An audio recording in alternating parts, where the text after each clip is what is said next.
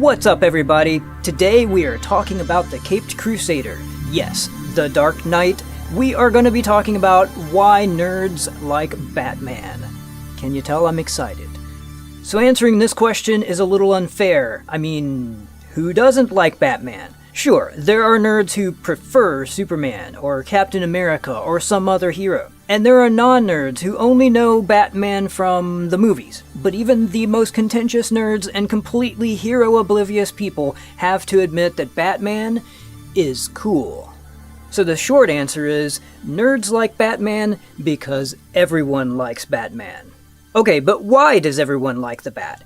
It's not like he's a lovable character. His alter ego isn't a jovial scamp with a shaggy dog sidekick, and everything from his costume to his car is designed to strike fear into the hearts of criminals. So what is it then that makes him so special? Well, first off, he's an orphan. The obvious starting place is Batman's origin. As a child, Bruce Wayne witnesses his parents' murder and devotes his entire life to fighting injustice. Our hearts go out to the young Bruce, but that's only part of this equation. The story could easily turn into a revenge plot where the disturbed child grows up to be a psychotic man who dons a scary costume and spends his nights tearing the heads off every criminal in the city. Certainly, the revenge motif drives many characters in successful books, television shows, and movies, but none of them have been around for 70 years. What sets Bruce Wayne apart from the revenge-driven characters like the Punisher is a noble core that,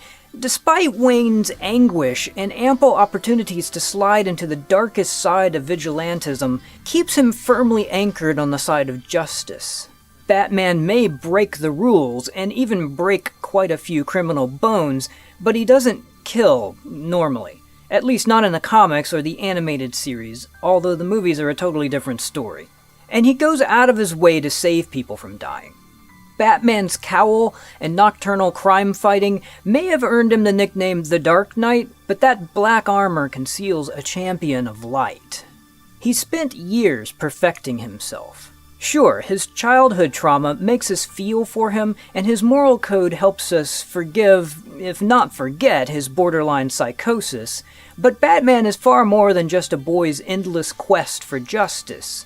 In the 15 years between his parents' murder and Bruce Wayne's emergence as Batman, he put every waking moment into perfecting his body and mind. Wayne traveled the world, learning a dozen martial arts, methods of disguise, archery, military tactics, chemistry, forensics, criminology, and even Buddhist healing techniques, forging himself into the Caped Crusader. Nothing is impossible for Batman. Bruce Wayne prepares for every thinkable contingency, and a few unthinkable ones, which is why he's difficult to surprise. When someone does manage to catch him off guard, he doesn't panic, and he never gives up. Batman immediately looks at how to turn the situation to his advantage.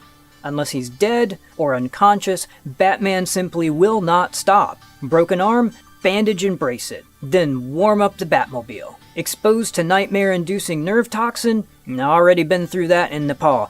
Better clean out an Arkham cell for the Scarecrow. Broken back? Okay, that might mean 6 months of rehabilitation with a woman who kills the world's greatest fighters with her bare hands, but then it's right back to protecting Gotham. When you couple Bruce Wayne's relentless force of will with his astounding intellect, there is simply no lock, trap, riddle, gun, gang, or bomb that can stop the Bat.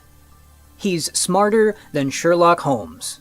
Yep, I said it. Bruce Wayne's brain is the envy of every nerd. Wayne knows something about everyone in his city and most of the important people outside of it. He can track a criminal by the pollen in a boot print, he can outmaneuver military geniuses, and he runs a profitable, multi-billion-dollar company by day while fighting crime at night. If he doesn't know it, he knows how to find out about it, and he keeps everything neatly cataloged in his computer, back at his secret underground lair. Which brings us to the Batcave.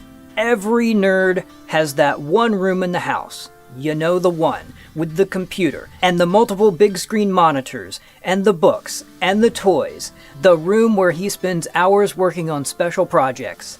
Bruce Wayne has one of these rooms, But his is a gigantic cave system hidden beneath Wayne Manor. His computer is a quantum superprocessor networked to the world.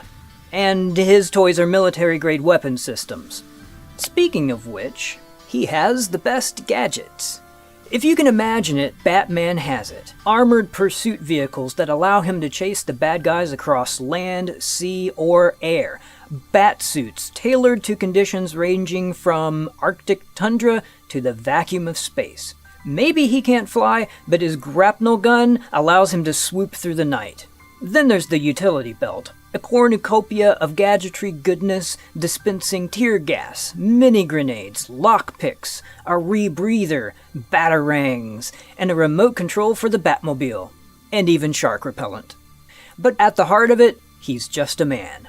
Despite all his gadgets, intellect, physical abilities, and amazing skill set, Batman is ultimately just a man. He has no mutant powers, no alien genetics, no divinely bestowed gifts. Lest anyone thinks I've forgotten about his money, remember that Wayne was sent backwards in time and managed to fight his way back to the future despite a tribe of Neanderthals, Blackbeard the pirate, and hired gunslingers, all without access to any of his vast fortune. Bruce Wayne is a man who made a deliberate choice to become Batman and did so by constantly improving himself and refusing to accept any excuse for failure. This, finally, is what really makes Batman so appealing. While you can never be Superman or Wonder Woman, anyone with enough determination has the potential to be Batman. Or Batwoman. I hope you found this broadcast interesting, and if you did, leave a like. And if you've got questions, put them in the comments below. We'll see you next time.